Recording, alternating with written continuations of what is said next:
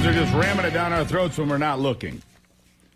Digging deeper here, you know, we made an agreement with Shia, is already put in place, though, by John Kerry, our climate envoy, who's traveling the planet, giving America away to the highest bidder. Another doddering old fool. He's, what, 81, 82? Yeah, climate change, an existential threat to the world. Are you worried about climate change today? No, I'm worried about socialists. These people are going to destroy the country because they're morons. And anyway, back to where we were with the networks and their panic, because they know Joe Biden is not electable, so they got 1 year left to screw this place over. And you can find this everywhere, not just CNN and MSNBC, where they should be investing in Kleenex by the truckload, because right now it's all over but the crying. But I mean, listen to what is being said everywhere, even where people are not paying much attention. I mean, I'm serious about this. Charlemagne the God says Joe Biden is a disaster. He also said the Democrats have no plan B. But of course, the obsolete Chris Wallace springs to the defense of Democrats, like he's always done, which is why nobody cares about Chris Wallace. And he's in a closet somewhere recording this. Listen. How do you feel about what sure looks now like it's going to be a Biden-Trump rematch? I think America deserves better. I think America can do better. I don't know how we've gotten to the point where these are our only two options. And, you know, I just feel like, you know, the two-party system in America might have run its course. Well, you made your joke about Biden being 160 a few years ago. Do you think he should drop out and just open the field, let the Democrats, governors, senators choose who's going to be the nominee? You can't, for everybody calling for him to drop out, you know, it would only make sense if you have a plan B. Like, what are the other options? Like, you know, the Democratic Party bench seems very, very, very, very, very thin. I got to tell you, I disagree with that. Okay. I think there's some really good governors. Gretchen Whitmer in Michigan. I don't think this country would ever elect a woman president. I really do. Hillary, you know, got my hopes up, but I think that this country is a lot more sexist than it leads on. You think? Yeah, I don't believe that. We'd hire a woman to be president of the United States. Hire, that's the way I put it too. Hire, because they work for us, although they forget that oftentimes. And other threats include states deciding to invoke actual law and order in defiance of the anything goes attitude when it comes to committing crimes, ones that everyone sees and knows is going on every single day. Democrats in a panic that Texas is about to make coming into the Lone Star State a crime if you do it illegally. Law and order has no place in the minds of the very small minds of liberals. Listen to this. There's a real concern in this state that this could lead to racial profiling, and here's why this is a real concern.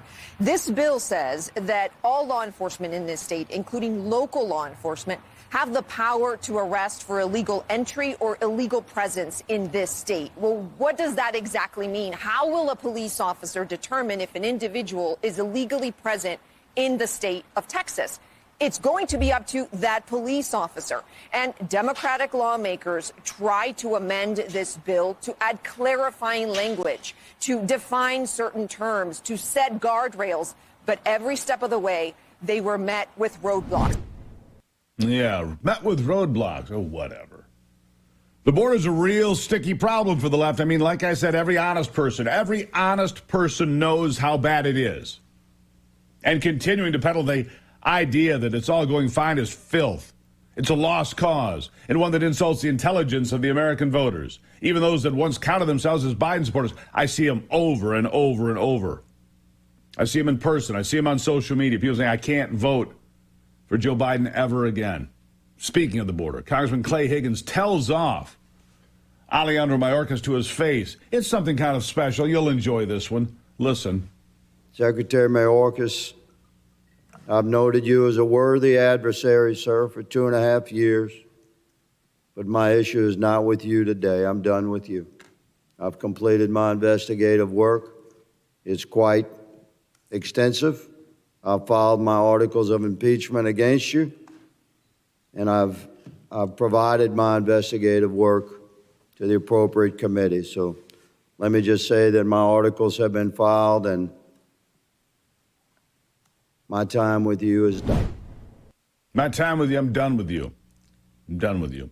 You know, it really is one example after another how bad every one of these people are. I mean, you have mumbling Joe at the top. Anthony Blinken is devoid of intellect behind him, which he makes Janet Yellen look, even worse because she's devoid of a pulse most of the time. I mean, seriously, where do they find these people? Where do they find the people to be in this administration?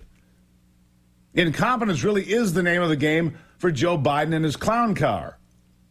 Let me give you an example, something a little bit different. Let me give you an example. Here is one of his nominees for the federal bench to be a federal judge, to make a distinction between two fairly basic ideas, all right?